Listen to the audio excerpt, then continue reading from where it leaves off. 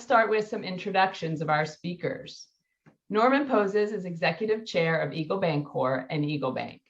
He is Chair and Chief Executive Officers of the UniWest companies, which includes UniWest Construction, UniWest Commercial Realty, and UniWest Hospitality. Norm has been in the real estate development field for over 35 years. Previously, he was Chief Operating Officer of the Hair Cuttery of Falls Church, Virginia, and served as the Regional Director of Real Estate and Construction for Payless Shoe Source. He's served on various boards and has had extensive experience with regional and national companies, as well as real estate and corporate governance. He's also a generous philanthropist in the area.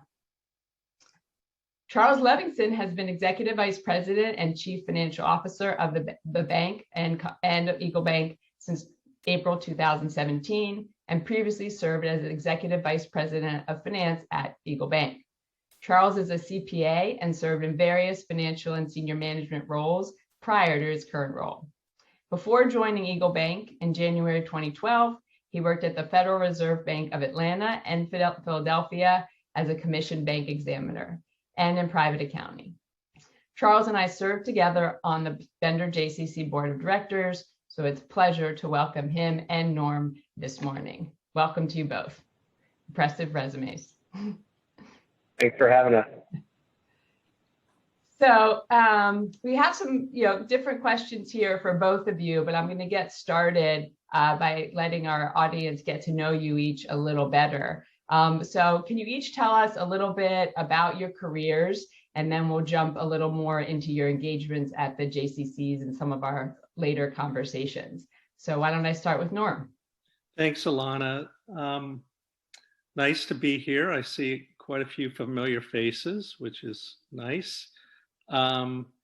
So my career really spans from retail stores to banking to real estate and construction. So I started working at 11 years old and grew up in the Payless shoe business, which my dad founded, which we ultimately sold to the May department store. But in the retail, I also have been involved in several other companies. So as part of starting a company called Bookstop, which was the first book superstore company in America, which sold to Barnes and Noble.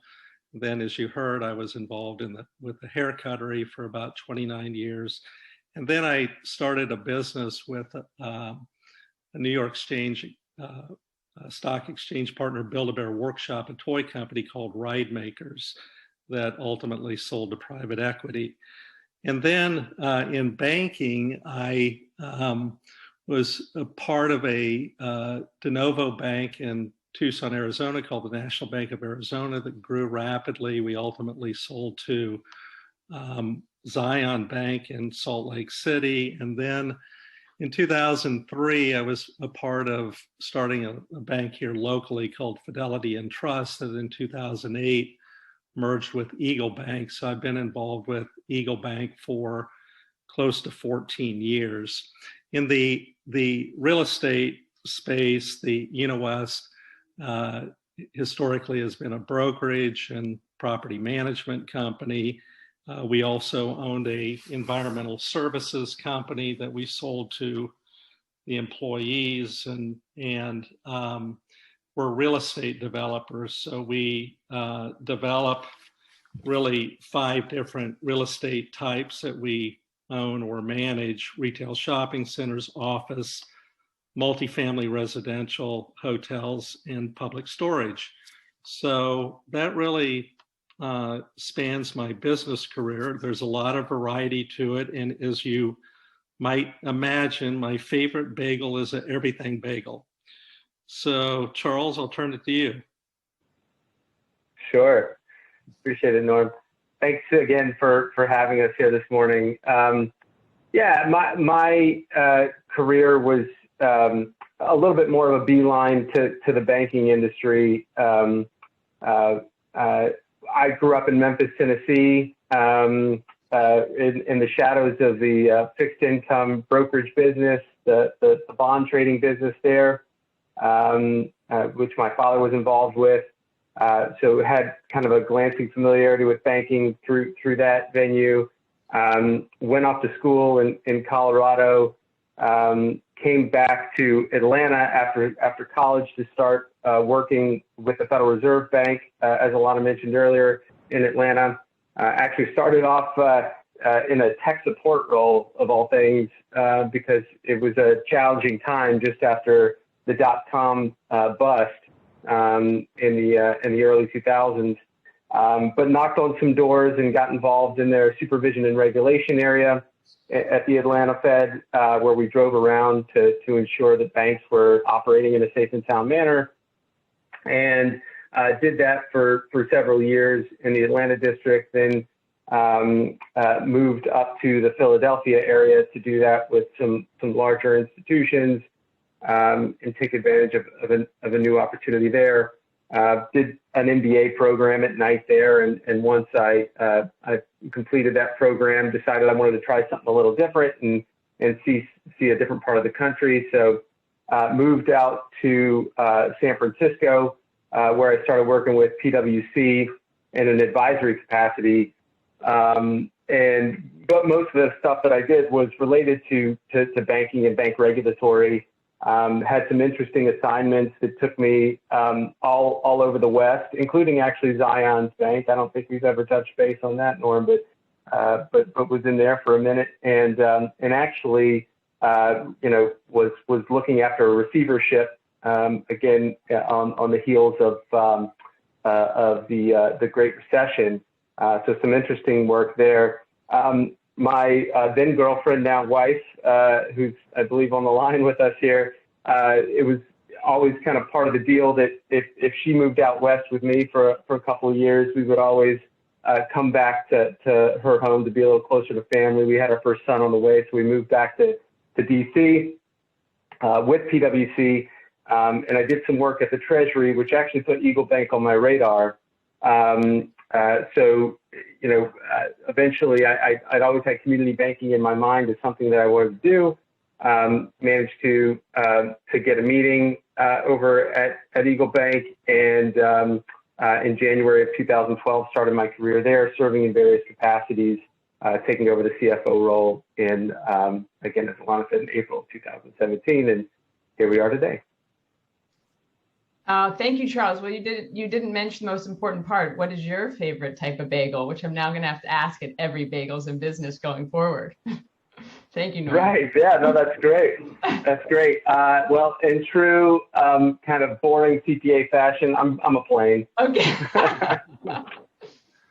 Well, thank you both, for giving us, talking about your journey. I think that one of the most interesting things about this series is just we know a lot of times know our speakers from their most recent position, but it's always interesting to kind of hear their path. So thank you for sharing. So let's dig in a little bit. I'm going to start with you, Charles. For those of us not in the banking industry, you had mentioned in your intro of wanting to work for a community bank. So can you give us a bit of a primer on the general differences between national banks and community banks like Eagle? What does it mean for the customer, and why is it so important for the community? Sure thing. Yeah. So bear with me here. I want to kind of paint a picture of the landscape of banking in the U.S. So there are just under about 5,000 banks in the United States, and that's come down dramatically from the say early 90s, when there were probably about 14,000 banks, and then even prior to that, before interstate banking laws were changed, there were even more. So it's been a kind of steady march towards consolidation since that period. There's about $24 trillion in assets in the U.S. banking depository system, and when we stratify that. Basically, I like to think of them as the stratas as national or money center banks, which there's probably about 13 of those. And most banks are, in fact, are measured by their asset size. It's generally the most common way to kind of gauge the size of an institution. So these banks are $250 billion in assets and above, and there's only 13 of them. And these are the big names that you know. the Chase, the Citi, the Wells, the Bank of America, Goldman, a couple of those larger institutions. And then there's the regional banks. And this is a much wider stratification in terms of asset size, between 10 billion and 250 billion. And there's only about 170 of those, of which EagleBank is one, just barely, by about $1 billion. And then below that, $10 billion and below, that's the rest of the banks. There's about 4,750 of those, which those are kind of the smaller community banks. So EagleBank is the 175th largest bank in the U.S., right? So the air gets rarer as your asset sizes grow. So given that, that's the backdrop. The real difference in a community bank versus a money center bank or a larger institution is relationships. Our tagline is relationships first. And, it's relationships between the institution and the community, relationships between the individuals in that bank and the people in that community, particularly in the way that we operate, given the fact that we are very much a business bank. So, when we're lending, we know this, certain neighborhoods in Rockville or in DC or in Northern Virginia, what kind of, what kind of opportunities there might be in those neighborhoods, and from a credit perspective, perhaps we have a familiarity with how those properties might function when we're lending on a piece of real estate. But it really does have to do with local decision making at the community bank level, getting a real person, and speed of execution and response, right? So if you're calling a Bank of America or a Wells Fargo for a real estate loan, you may be beholden to some matrix that was put together in, San Francisco in Wells Fargo's case, or Charlotte in Bank of America's case. With us, you're going to be able to get a decision maker. You're going to be able to call us on a Thursday, get a term sheet on a Friday, and get some indication of whether or not we're going to be able to do the deal, and then get that certainty of execution once we've provided the green light that we think we're going to be able to do the deal. So that's really what it's about. Small enough to know you, large enough to know how is the tagline, really. So that's where we sit. Thank you. And so, switching to you, Norm, we've had, a lot of CEOs participate in Bagels and Business, but I thought you could maybe clarify the difference between your role as a CEO, which you have been, and an executive chairman, and talk about what that role means and how you work with the management team, and what decisions do you help make on behalf of the bank. Yeah, so a executive chairman role, it's just a small fraction of public companies, probably less than 5%, have an executive chair. So in the case of EagleBank, it evolved where on March 21st of 2019, our founder, chairman, president, CEO, Ron Paul, abruptly retired for health reasons. And so I unexpectedly, took on the role of chairman at that point.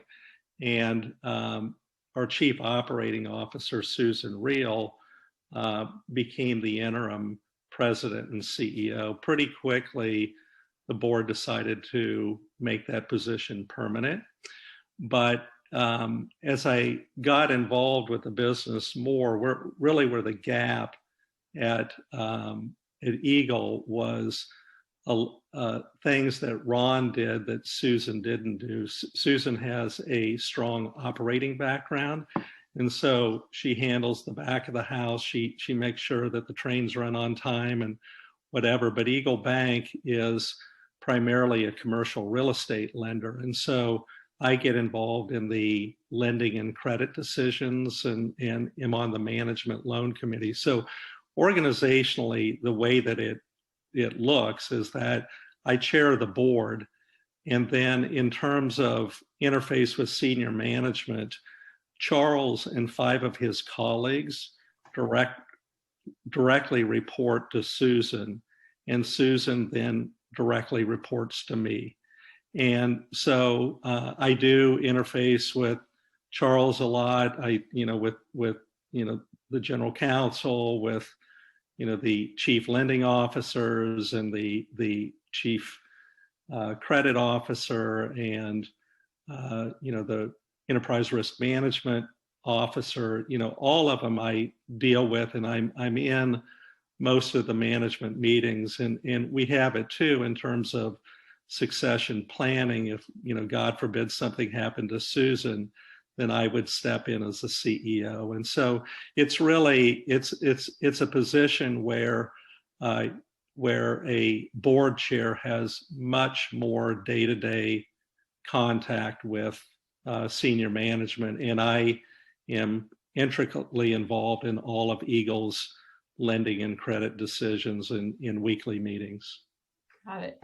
And just as a little bit of a follow-up to that, you talked about in your intro the different industries that you worked in, with a lot of time spent in retail, which is, I imagine, pretty different than the world that you're in now in banking and real estate. Can you kind of talk about the major differences you've seen in kind of managing in those two different types of industries?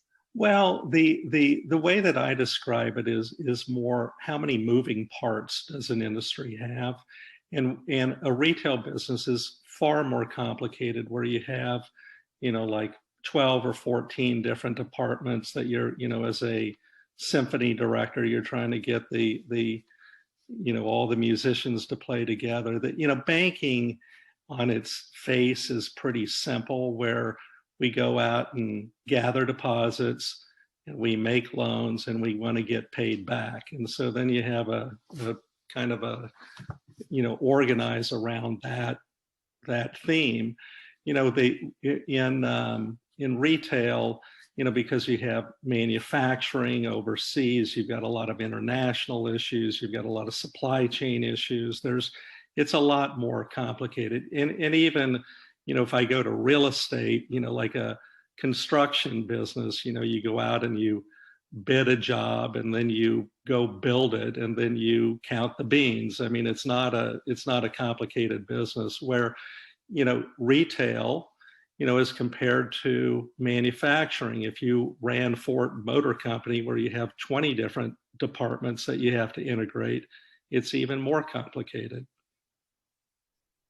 And so kind of talking about, looking more recently, and I'll put this question to both of you, what were, some of the specific challenges, that the bank faced during the pandemic, maybe particularly as it relates to the PPP loan process, because there might be many of our attendees who were engaged with that process. And how did you face these challenges as an organization? Where did you succeed? And looking back, where could you have done better? And for whatever you're allowed to disclose. Sure. So I'm happy to jump in on that one, Alana. As many of you know, that Paycheck Protection Program, which was approved by the CARES Act back in March of 2020, was something that we saw obviously coming as it was introduced into the House, but it felt pretty abrupt. It was it basically was approved on March 27th, and the banking system overall was expected to be kind of open for business with this new program about a week later. So admittedly, that first wave, that first round was a bit of a scramble for us and for everyone. And many of you may remember that. I mean, when you put up a sign that says free money, a lot of people come and try to participate. And when the rules are a little bit of a moving target, it makes it that much more difficult, because there was still some dust settling on some of the finer details. As understandably, the government was trying to respond to an unprecedented situation. So that first round was a little rough, to say the least. But before long, we had engaged with a technology partner and put into place the piping to manage that PPP application process in a much more seamless and digital way, which allowed us to assist over 1,800 of our customers in getting PPP loans. So that second wave and second round, when we were able to get our feet under us, and again, I don't think we were unique in this situation. I think there were a lot of institutions that had these challenges. We were really able to kind of go from a crawl to a sprint in terms of facilitating those loans. Secondly, Ilana, what I'd say in terms of the pandemic is we were able to transition to remote work very quickly. I think within a week of kind of the big, what I'd refer to as kind of that big shutdown in the middle of March, we had probably 85% of our workforce, roughly 500 employees, operating remotely in a pretty quick fashion. And it's funny what I've said. We've been thankful for this Zoom environment, and there's a lot of, thank goodness this happened in 2020 when we had this technology. Had we only waited 10, 15 more years, we could have all been meeting in holograms or something. But it was something that having that technology backbone allowed us to transition seamlessly to a remote environment and still operate as a business in a pretty, again, seamless way. So you mentioned, I'll put this kind of you both mentioned a lot of changes going on. Charles, you just referred to kind of the change in technology specifically as it relates to the pandemic, but there's a lot of technology changing in financial services.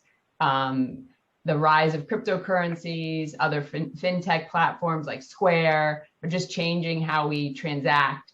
I think we're even one of the last countries in the developed world that uses paper checks. You can correct me if I'm wrong, but what does this mean for a traditional community bank, and how do you both see this playing out over the next decade? It sounds like you think we have holograms in our future, but beyond that.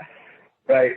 Yeah, no, I tend to, be a little bit of a futurist sometimes in that regard, but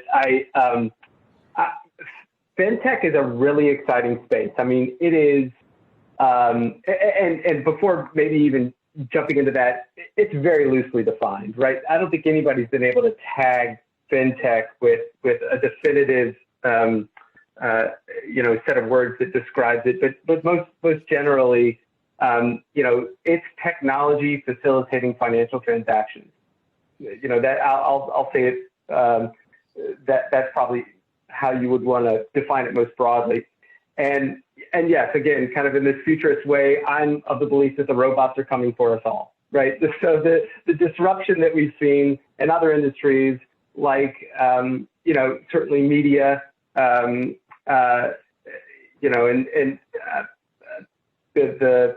taxi business with Uber, Amazon and the retail business. I mean, it's all happening and accelerating, and the disruption is going to take place.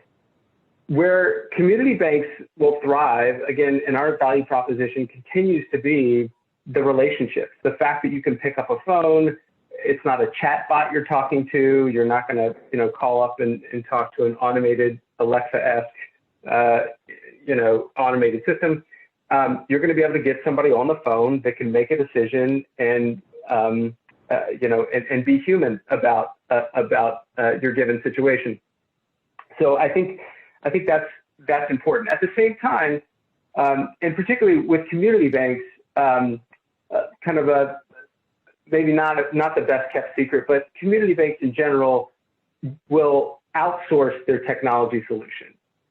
We don't have the $10 or $11 billion annual budget that, again, those money center banks like a Citi or a Chase might have to pour into advancing technology. So there are a few firms out there, 4 or 5, that dominate the marketplace in terms of providing core technology services to banks. So we have to push them to be what I've referred to as fast followers.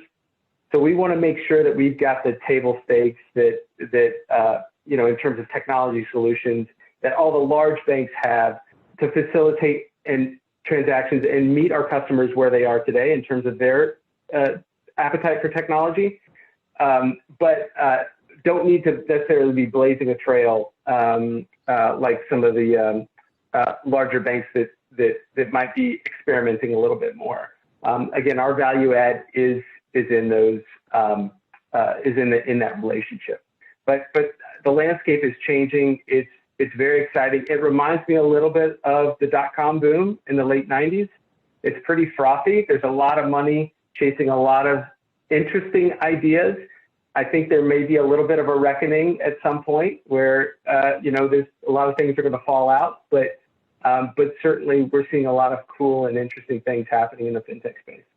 The only other thing I would add is that, just for a community bank, I think certainly there'll be a much larger spend on technology by everybody, but you'll see fewer branches already. There's a contraction of a branch network. And the other thing that we haven't touched upon is that banking is a highly regulated industry.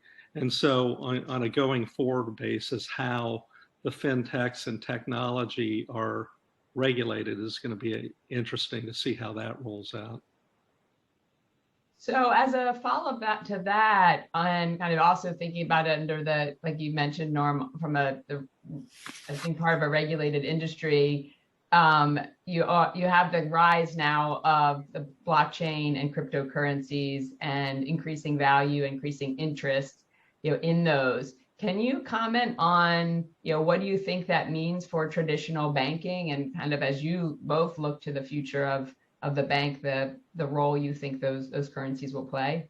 Well, I'm a bit of a dinosaur, and I think it's fairy dust, and so I'm going to turn it over to Charles, who's a little smarter at technology. So I'm sorry. Can you repeat the question, Alana? Sorry. I was just asking about, as you think ahead, the rise of blockchain and cryptocurrencies. What does it mean for traditional banking? And how are you? They're planning for it, or I guess I'll leave it to you to comment. Yeah, no. Again, an exciting space. I think we're seeing cryptocurrency certainly have, moment after moment. I do think that it's probably making governments a little bit nervous because it is unregulated. It's been painted with a bit of a brush historically for being used in illicit activities, and it's very difficult to monitor, cryptocurrency activity that doesn't have some kind of oversight infrastructure to it. So I think there's going to be some collision there at some point if we continue to see interest in the crypto space. Blockchain, I think, is kind of separate and apart in that the use cases, I think we're just scratching the surface with that these days. Contracts are one area that I know is somewhat of a burgeoning use case for blockchain. The fact that we can kind of verify, through a decentralized system, who's touched a document and who's approved a document and what data was input into a document. I think we're going to see more of that moving into kind of the core operations of banking going forward. But again, likely not going to be the first mover on it. Banks are going to wait until it's a little more tried and true to adopt that. I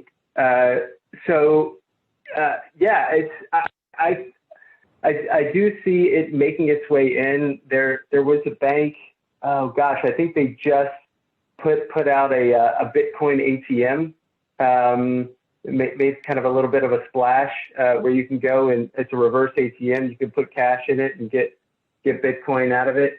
So you're starting to see, banks flirting with it a little bit. But stay tuned. It's a little foggy at this point, and I think the regulators are going to have something to say about how banks are engaging, that cryptocurrency venue. Thank you. We might have some follow-ups on that in the later Q&A, but we'll switch gears a little bit. Sure. So I want to switch gears to the Jewish community. One of the other things that you both have in common beyond EagleBank is that you both came from communities with smaller Jewish populations. So how do you think that has influenced your current engagement and perspective of our local community? And maybe Norm, I'll start with you, and then Charles.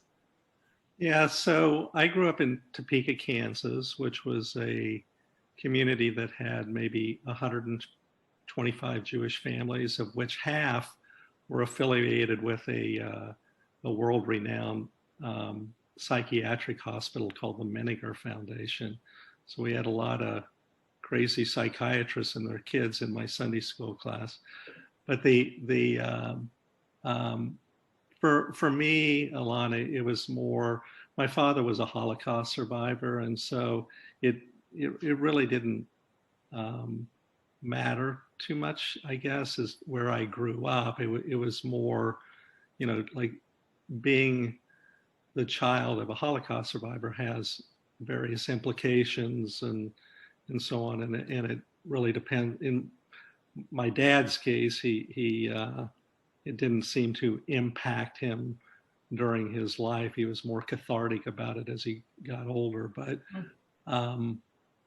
so, my parents were always very involved in the Jewish Federation, and so as opposed to being involved in specific agencies and whatever, I've always been more involved kind of in the umbrella organization through Federation. And so I moved from, lived in St. Louis, LA, Chicago, New Orleans, Washington, whatever, and always I would connect to the Federation. That's interesting, because I think, a lot of times when we talk to people, they're first, they feel closest to their specific temple or JCC. So that's an interesting kind of perspective, and one we could talk about in some of the follow-up questions. Charles? Sure. Yeah. On my end, my Jewish experience, I grew up actually. So in Memphis, Tennessee, there have been about 8,000 to 10,000 Jews in Memphis, steady state, probably since like the 60s. I always joke that they took a wrong turn at Ellis Island and ended up down there. But my father, even more uniquely, grew up in the Mississippi Delta, about 2 hours south of Memphis, which was obviously a much smaller Jewish community, probably more even smaller than what Norm experienced in Topeka. But I grew up going to the JCC in Memphis in preschool. There were essentially 3 synagogues in town, one for each denomination. You had a Reform, which was kind of a big game in town. You had the conservative and the Orthodox. We belonged to the Reform synagogue there, and it was with the Sunday school, was bar mitzvahed, but was pretty, I guess, a bit of unique amongst my friends, who I didn't have a lot of Jewish friends growing up, and there was a Baptist church on every corner. It's a pretty unique environment to grow up in. The only other religion we all came together on was SEC football. Coming here, it's really been exciting to engage a much more robust Jewish community, and it still feels a little odd to me to have so many options and outlets for Jewish identity in such a small geographic area, and feels a little like coming home to some extent. So that's been really nice. And so, you know, kind of thinking about talking like how active this community is and how large the Jewish community is here. You know, for example, Norm, you live in DC, you're active in the Northern Virginia JCC and are here participating in this event sponsored by the Bender JCC in Rockville. So kind of with that as a background and your perspective, what is the state of these Jewish communities? Well, a couple years ago, I chaired the strategic planning process for the Jewish Federation, and concurrently we did a demographic study. The previous one was about 13 years old, but what it indicated was that our community is a growing community as opposed to other communities that are declining in Jewish population. So we're over 300,000 Jews in the Washington metro area. And what surprised some people, it didn't necessarily surprise me, but 37% of the Jews are in Maryland, 22% in DC, and a whopping 41% in Northern Virginia. But most of the infrastructure in terms of, like the Charles E. Smith Jewish the campus, the Hebrew home, the JCC, synagogues, and most of the concentration is in Maryland and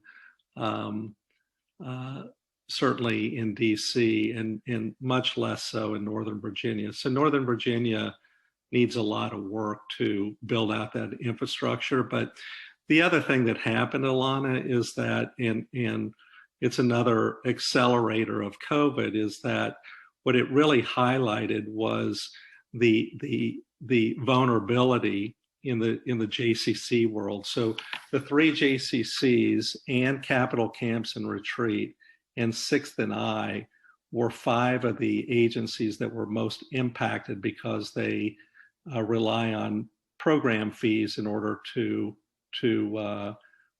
for their revenue stream. And so what it brings into focus is in a time like COVID and people's declining interest in being members of things and whatever, what does the Jewish community look like going forward, and how do we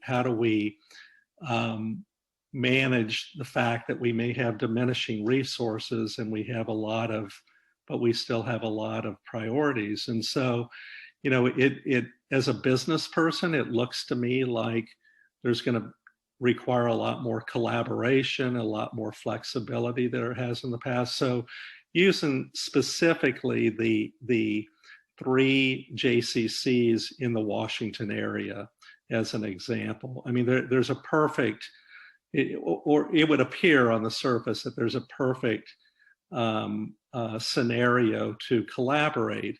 And how do we do more for less? So what happens is that on forward-facing programs like DCJCC is really good with Theater J, and so cooperating for like theater week or whatever within the community and sharing films and these kind of things is great to do. In Northern Virginia, they're partnering with Gesher Jewish Day School for summer camp, or I understand the DCJCC may use like summer camp with the Rockville JCC. And so those outward facing programs, it seems that people are pretty willing to try to collaborate on. On the other hand, kind of the back of the office functions where, to start with, you have 3 execs and you have, finance departments and development departments and human resource departments, and they're 3, standalone, infrastructure organizations that you need to pay for. And, can those collaborate? Well, there's been more reluctance on that part, and there's a lot of good reasons. And then a third aspect is really fundraising and development, where that is very tricky because there's probably 10 families in the Washington community that donate money to all three of the JCCs, but everybody else is giving money specifically to the agency that they're closest to and that they utilize. So we have a lot of challenges, but I do believe that over time people will need to remain open if we're going to survive going forward. Yeah, and I think that we've all seen some great starts of some great collaboration just by nature of going, being able to do things more virtually. So, hope to see, that absolutely continue because we have, such an, abundance of assets here and people who are willing to engage. Before I have a little time for some questions from our audience before we go to the breakout rooms. One question that was submitted ahead of the event is the restaurant industry in DC has taken a tremendous hit due to the pandemic. Eagle has a lot of loans to this group. How are you pivoting to cover potential losses and the growing portfolio within the growing portfolio of these loans? So the Eagle has exposure to not only restaurants but to the hospitality industry, and we do a very good job in underwriting our loans, and so a lot of those restaurants that on the face of it would look like it's a weak credit, and they could be. We have additional collateral in terms for real estate, and it could be like a second deed of trust on a restaurateur's home or whatever it is. And so the credit issues, which has been an industry-wide issue, Eagle has, both in 2008 and remarkably through this latest recession, we've done fine. There no mistake, there are issues, but the difference too in dealing with a community bank and relationships first is that we try to work with people. Having a business fail is a failure on both sides of that transaction. Well, thank you. We hope for all of us, we hope that the restaurant industry picks up, and I know we'll probably all do our part once we're all vaccinated to be able to not have to cook and go out to the restaurant. So we'll be helping, EagleBank in the process, right? One more question is, do you think there is, I'll pose this to Charles, do you think there is more room for additional community banks in the Washington area? Certainly, as we see, consolidation, you've seen that, the most recent addition, Founders Bank, in the district. There's, another charter, Old Dominion, I believe, was moved up from the middle of Virginia up into Northern Virginia to start taking advantage. The challenge in starting up what's referred to as a de novo bank is really scaling quickly, right? So it used to be a time not too long ago, probably back in the early 2000s, where you could get together about $5 million in investor money and start up a bank. I'd say that dollar is probably more like $25, $30 million at this point. Mm-hmm. And so, all the regulation that continues to pile on, all the technology costs that continue to pile on, just require scale. So while there's going to be room, right, because when banks consolidate, that personal touch that I was referring to, those relationships start to fade as decision making becomes more centralized. It leaves room for other participants that can provide that personal touch relationship. But they have to be in that sweet spot where they can have the scale at the same time to make it worth their while and worth their investors' dollar. So Norm, just as the last question, what is your response to that as well? Just curious your perspective. I think Charles is spot on. It requires more capital, and there's more, since 2008 and Sarbanes-Oxley, there's more regulatory oversight. It's just tougher to do, and in the industry is more. I mean, Charles would know the statistics more, but probably 10 years ago there were 10,000 banks, and today there's only less than 5,000. I mean, the trend is really going in the opposite direction, but there will always be really smart entrepreneurs who will find a way to start a community bank here or there. But in 2003, when we started Fidelity and Trust, I think 6 or 7 opened up in that same year, and that's just not happening. Well, I want to leave some time for networking. So at this point, I want to thank everyone for joining us this morning, and a huge thank you to Norm Pozez and Charles Levingston. For everyone, before anyone jumps off who can't attend the breakout sessions, following today's program, you will receive a brief survey. We ask that you please take just a couple minutes to complete it, as it really helps the planning of future programs.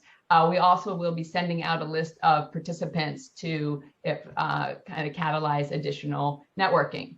So we hope you can join us for quick networking and breakouts. Just stay on your computer and we will send you to breakout rooms. And then we'll bring everyone back in about 10 minutes.